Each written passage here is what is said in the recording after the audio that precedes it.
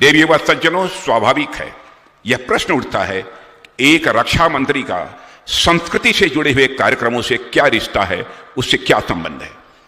आमतौर पर यही माना जाता है कि रक्षा मंत्री का दायित्व केवल सीमाओं, सेनाओं और राष्ट्र की सुरक्षा तक सीमित है। यह बात एक हद तक यह सही भी है, लेकिन मेरा मानना है कि राष्ट्र की सुरक्षा का अर्थ केवल उसकी भौगोलिक सीमाओं की रक्षा तक ही सीमित नहीं है। एक राष्ट्र की सांस्कृतिक अस्मिता की रक्षा, एक राष्ट्र की सभ्यतागत चेतना की सुरक्षा भी मैं मानता हूं उतनी ही महत्वपूर्ण है जितनी कि देश की सीमाओं की सुरक्षा महत्वपूर्ण है। एक राष्ट्र, मैं मानता हूं, तब तक वह सुरक्षित नहीं कहा जा सकता जब तक उसकी सांस्कृतिक नींव, उसके मूल्य और उसकी पहचान सुरक्षित नहीं है। इतिहास गवाह है कि जिन राष्ट्रों ने अपनी सांस्कृतिक जड़ों को कमजोर होने दिया है, वे चाहे कितने ही बड़ी सैन्य शक्ति संपन्न क्यों न रहे हों, अंततः उनका विघटन होकर रहा है। दुनिया की कोई भी ताकत उन्हें बचा नहीं पाई है। देवियों व सज्जनों, हमारी भारतीय संस्कृति यह कोई संग्रहालय में रखी हुई या कोई प्राचीन वस्तु नहीं है। यह एक सजीव, विकासशील और एक यह समावेशी शक्ति है। यह वह दर्शन है जो वसुधैव कुटुंबकम कहलाता है। यह वह जीवन पद्धति है जो प्रकृति के साथ सामंजस्य भी हम करना हमें सिखाती है। यह वह ज्ञान परंपरा है जिसने शून्य दिया। यह वह ज्ञान परंपरा है जिसने आयुर्वेद दिया। यह वह ज्ञान परंपरा है जिसने योग दिया। और यह वह ज्ञान परंपरा है जिसने विश्व को जीवन जीने की कला भी सिखाई है। लेकिन देवियों व सज्जनों, आज यह संस्कृति, हमारा रक्षा कवच, एक अदृश्य युद्ध के मैदान में है। आज इस पर कई प्रकार के हमले हो रहे हैं। हमारी युवा पीढ़ी अपने स्थानीय त्योहारों, भाषाओं और कलाओं से दूर होती जा रही है। एक ग्लोबल कल्चर की चकाचौंध हमारी सांस्कृतिक विविधता को लगातार धुंधली कर रही है। हमारे गौरवशाली इतिहास, हमारे महान विभूतियों को जानबूझकर विकृत किया जा रहा है, उपेक्षित किया जा रहा है। हमें अपने नायकों से विमुख करने का एक सुनियोजित प्रयास, मैं मानता हूं, दशकों से चला आ रहा है। ऐसे में हमारे लिए सांस्कृतिक पुनर्जागरण की ओर आगे बढ़ना यह अनिवार्यता है और यह समय की एक मांग भी है। इसके लिए समाज में आप सभी संतों से योग्य, मैं समझता हूं कि हमें और कोई नहीं मिलेगा। आप सभी भारत के सांस्कृतिक योद्धा हैं। देवियों सज्जनों, आप सभी संत और आचार्य इस पुनर्जागरण के, मैं मानता हूं, केंद्र हैं। आप सदियों से इस देश की सांस्कृतिक धारा के संरक्षक रहे हैं और आज जब भौतिकता का अंधकार फैल रहा है, तब आपके मार्गदर्शन की आवश्यकता पहले से कहीं अधिक और बढ़ जाती है। आज जरूरत है हमारे संत राष्ट्र की युवा शक्ति से अपना संवाद और अधिक बढ़ाएं। आज जरूरत है हमारे संत आधुनिक माध्यमों का भी उपयोग करके सनातन ज्ञान को सरल और प्रासंगिक रूप से जन सामान्य के बीच वह प्रस्तुत करें। मैं मानता हूं कि आज की जरूरत है कि हमारे संत सामाजिक सद्भाव और राष्ट्रीय एकता के वह प्रबल प्रचारक बने। और मुझे कहते हुए गौरव की अनुभूति हो रही है, बड़ी संख्या में ऐसे हमारे संत समाज के लोग इस दायित्व का भारत में निर्वहन कर रहे हैं। हमारी संस्कृति की सबसे बड़ी ताकत, देवियों व सज्जनों, उसकी एकता में है। और इस सिद्धांत को आपसे बेहतर मैं समझता हूं कोई और नहीं समझ सकता है। अब हमें राष्ट्रवाद से भी ऊपर उठकर सांस्कृतिक राष्ट्रवाद और सांस्कृतिक पुनरुत्थान की ओर भी देखना होगा। और भारत की विशेषता यही रही है, यहां राष्ट्र की कल्पना तलवार या सत्ता से नहीं बनी है। यहां राष्ट्र की कल्पना तलवार या सत्ता से नहीं बनी है। यहां राष्ट्र ऋषियों की कुटिया से निकला है, आश्रमों से निकला है, गुरु और शिष्य के संवाद से यहां राष्ट्र निकला है। कश्मीर से लेकर कन्याकुमारी तक, कच्छ से लेकर कामरूप तक, भारत अगर एक है तो सिर्फ इसलिए क्योंकि हमारे संतों ने सदियों के प्रयास से इस भूमि को जोड़े रखा है। देवियों व सज्जनों, हमारी संत परंपरा इस देश की सबसे बड़ी ताकत रही है। और मैं मानता हूं कि वह संत परंपरा आज भी हमारे देश की सबसे बड़ी ताकत है। जगत गुरु आदि शंकराचार्य को ही देख लीजिए, बेहद कम आयु में उन्होंने पूरे देश का भ्रमण किया, काशी गए, काशी गए, बद्री गए, द्वारिका गए, हर जगह जाकर लोगों से सीधा संवाद स्थापित किया, सवाल सुने, उनके साथ तर्क वितर्क की आवश्यकता थी तो तर्क वितर्क भी किया। उन्होंने किसी के ऊपर अपनी बात को थोपा नहीं, उन्होंने संवाद किया। यही कारण है कि अद्वैत वेदांत आज भारतीय समाज के लिए एक जीवन दृष्टि बन गया है। फिर रामानुजाचार्य जी आए तो उन्होंने भक्ति के माध्यम से लोगों को समरसता का पाठ पढ़ाया। फिर माधवाचार्य जी आए, उनका दृष्टिकोण कुछ अलग था, उन्होंने द्वैत की बात कही, रास्ता अलग था लेकिन मंतव्य सभी का एक ही था। इसके बाद कबीर आए, उन्हें भले ही शास्त्रों का ज्ञान नहीं था लेकिन उन्होंने लोक की भाषा में लोगों के साथ सीधा संवाद स्थापित किया। गुरु नानक देव जी ने इस भाव को यात्राओं के जरिए आगे बढ़ाने का काम किया। उन्होंने अध्यात्म को सामाजिक जिम्मेदारी से जोड़ने का भी दायित्व निभाया है। महाराष्ट्र में संत तुकाराम और संत ज्ञानेश्वर ने वही चेतना समाज में जगाई।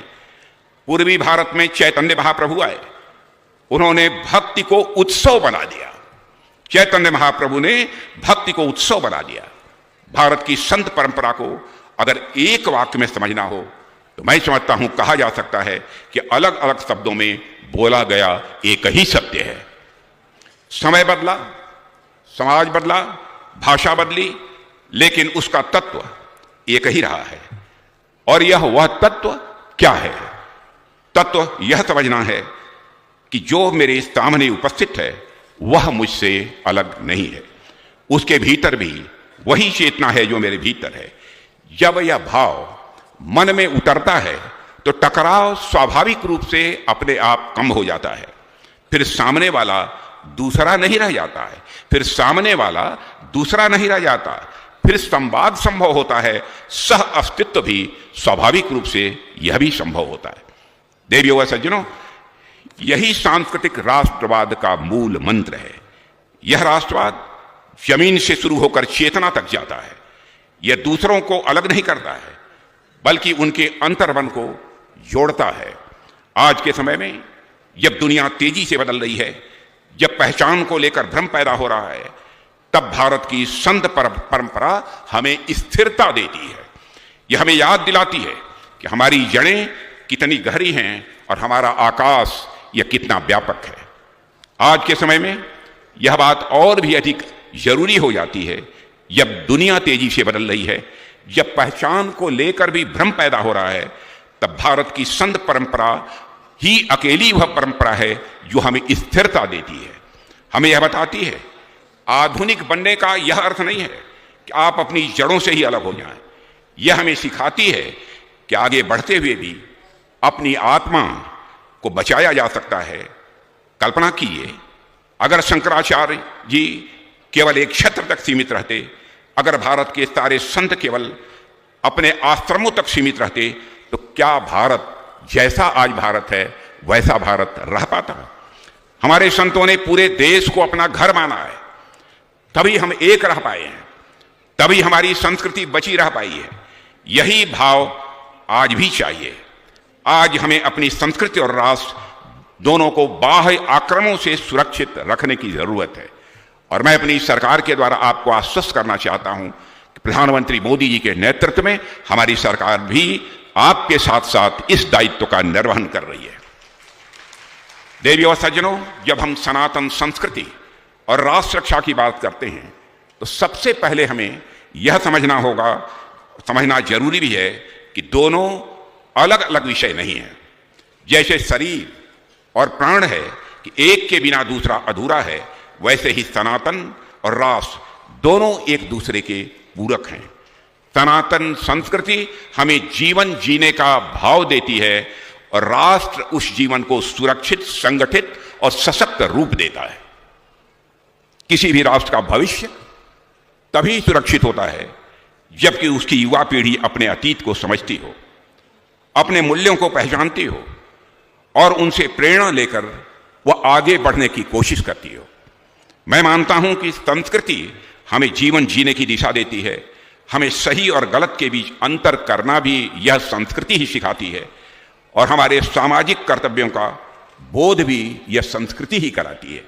हमारा इतिहास और परंपराएं हमें आत्मविश्वास देती हैं, आध्यात्मिक मूल्य मनुष्य को नैतिकता और संवेदनशीलता देते हैं। इसलिए यदि विकास केवल टेक्नोलॉजी यानी तकनीक और अर्थव्यवस्था के स्तर तक ही सीमित रह जाए और वह संस्कृति से कट जाए तो मैं मानता हूं वह अपने आप में खोखला हो जाता है।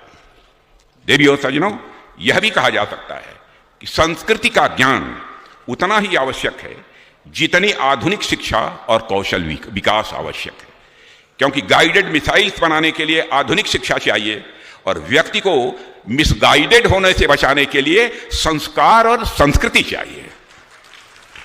और इसलिए हम कहते हैं विकास भी विरासत भी।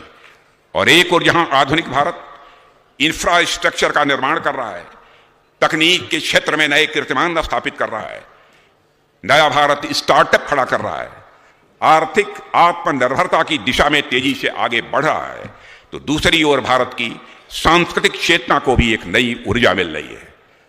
भारत की सांस्कृतिक चेतना को कैसे नई ऊर्जा मिल रही है इस विस्तार में नहीं जाना चाहता, इसकी अभी योगी आदित्यनाथ जी ने भी चर्चा की है और आप सभी लोग अच्छी तरह परिचित हैं। देवी व सज्जनों, यदि हम अपने शास्त्रों की ओर नजर डालें तो हमारे शास्त्र भी हमें यही बताते हैं। हमारे शास्त्र और ग्रंथ कभी भी हमें कठिन और बोझिल दर्शन नहीं सिखाते। वे जीवन को सरल, करुणामय और लोकहित से जोड़ते हैं। सनातन परंपरा का मूल यही है कि व्यक्ति अकेले नहीं जीता है, वह समाज के लिए जीता है और समाज मिलकर एक राष्ट्र बनता है। इसलिए हमारे ग्रंथों में धर्म और राष्ट्र की रक्षा को अलग अलग नहीं बल्कि एक ही भाव से देखा गया है। सनातन संस्कृति हमें यह भी सिखाती है कि व्यक्ति का कल्याण समाज से जुड़ा है और समाज की मजबूती राष्ट्र की रक्षा में निहित है। और इसी धर्मध्वजा को लेकर स्वामी सत्यमित्रानंद गिरी जी महाराज चले थे और आज उसी परंपरा को हमारे स्वामी अवधेशानंद गिरी जी महाराज लगातार आगे बढ़ाने का काम कर रहे हैं। देवी और सज्जनों, आज भारत एक ऐसे मोड़ पर खड़ा है जहां हमारे लिए राष्ट्र रक्षा और सनातन संस्कृति दोनों जरूरी हैं। हमें शक्ति और शील दोनों की आवश्यकता है। शक्ति सीमाओं की रक्षा के लिए और शील संस्कृति की रक्षा के लिए। जब शक्ति और शील एक साथ चलते हैं तभी राष्ट्र महान बनता है। देवी व सज्जनों, हमारे प्रधानमंत्री के नेतृत्व में भारतीय ज्ञान परंपरा को भी बहुत बल मिला है। जैसे आप देखिए कि एक अंतर्राष्ट्रीय योग दिवस के माध्यम से भारत की आध्यात्मिक परंपरा आज विश्व को का मार्गदर्शन कर रही है। भारतीय भाषाओं, ग्रंथों और परंपराओं पर नए सिरे से पूरे विश्व में एक विमर्श प्रारंभ हो चुका है। आज दुनिया आयुर्वेद का महत्व समझ रही है। यह सब एक व्यापक सांस्कृतिक जागरण का ही संकेत है, ऐसी मेरी मान्यता है। आज हम अतीत से आशंकित नहीं हैं, वर्तमान के प्रति आत्मविश्वासी हैं और भविष्य के प्रति हम भयभीत नहीं हैं बल्कि हम आशावादी हैं। हमारा युवा मान रहा है कि आधुनिकता और संस्कृति एक दूसरे के विरोधी नहीं हैं बल्कि दोनों एक दूसरे के पूरक हैं। जब युवा अपनी विरासत पर गर्व करते हुए आधुनिक ज्ञान का उपयोग करके विकसित भारत के संकल्प की सिद्धि के लिए आगे बढ़ेंगे, तभी मैं समझता हूं कि भारत में एक नया पुनर्जागरण भी होगा। आज किसी भी भवन की मजबूती, देवी व सज्जनों, उसकी नींव पर निर्भर करती है। यदि नींव कमजोर हो, ऊंची इमारत भी ढह जाती है। इसी प्रकार जीवन रूपी भारत की भवन की नींव है।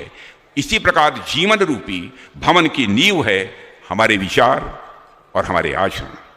यदि विचार शुद्ध नहीं है तो आचरण कभी शुद्ध नहीं हो सकता, और यदि आचरण अशुद्ध है तो जीवन में सुख, शांति और प्रगति भी किसी भी सूरत में नहीं आ सकती है। शुद्ध विचार और शुद्ध आचरण ही अच्छे जीवन की आधारशिला हैं। और यह सत्य मैं मानता हूं केवल व्यक्ति तक सीमित नहीं है, यह परिवार पर भी लागू होता है, समाज पर भी लागू होता है, राष्ट्र पर भी लागू होता है और विश्व में सभी पर यह लागू होता है। मैं इस मंच से देश के युवाओं से भी यह कहना चाहूंगा कि आप इस राष्ट्र की सबसे बड़ी शक्ति हैं। आपके हाथों में ही इस देश का भविष्य है। राष्ट्र निर्माण के लिए आपको 3 चीजें ध्यान रखकर ही चलना होगा। पहला, चरित्र, क्योंकि बिना चरित्र के कोई भी शक्ति यह टिकाऊ नहीं होती है। दूसरा, कौशल, क्योंकि आधुनिक दुनिया में ज्ञान और तकनीक ये दोनों आवश्यक हैं। और तीसरा, कर्तव्यबोध, क्योंकि अधिकार तभी सार्थक होते हैं जब वह उनके साथ दायित्व से जुड़ा हो।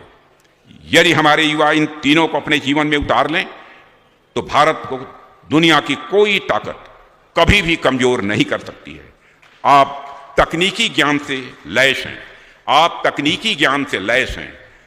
आधुनिक शिक्षा प्राप्त करें, लेकिन अपने सांस्कृतिक मूल्यों को कभी न भूलें। मैं यही देश के युवाओं से आग्रह करना चाहूंगा। अपने चरित्र को ऊंचा रखें, अपने जीवन में अनुशासन, कर्तव्यनिष्ठा और ईमानदारी जैसे मूल्यों को लाएं और राष्ट्र निर्माण में अपनी ऊर्जा लगाएं। देवियों सज्जनों, समाज में शिक्षक, विद्यार्थी, किसान, सैनिक या नागरिक, जिस भी रूप में जो भी भूमिका हमें मिली है, उसे राष्ट्र धर्म समझकर हमें निर्वाह करना चाहिए। जब प्रत्येक नागरिक अपने कर्तव्य को यज्ञ मान लेता है, तब राष्ट्र स्वतः ही अपने में सशक्त हो जाता है। यही सनातन संस्कृति का यह संदेश है और यही राष्ट्र रक्षा का आधार भी है। अंत में मैं यही कहना चाहूंगा कि सनातन संस्कृति और राष्ट्र रक्षा का यह पवित्र बंधन ही हमारी शक्ति का स्रोत है। सनातन संस्कृति और राष्ट्रीय रक्षा का यह पवित्र बंधन ही हमारी शक्ति का स्रोत है। यह हमारा मार्गदर्शक सिद्धांत होना चाहिए। आइए हम सभी इस पवित्र भूमि के प्रति, अपनी सनातन विरासत के प्रति और हमारे वीर सैनिकों के प्रति कृतज्ञता का भाव रखते हुए यह हम संकल्प लें कि हम व्यक्तिगत और सामूहिक रूप से राष्ट्र की एकता, अखंडता और संप्रभुता और सांस्कृतिक गौरव की रक्षा के लिए सदैव तत्पर रहेंगे। हम अपने अंदर उसी वीरता, त्याग और बलिदान की भावना को जागृत करेंगे जिसने इस देश को सदियों तक गौरवान्वित किया है। मैं पूरे हृदय से अवधेशानंद जी गिरी जी महाराज का आभार प्रकट करता हूं, जिन्होंने इस आयोजन को भाव भी दिया है, विचार भी दिया है और दिशा भी दी है।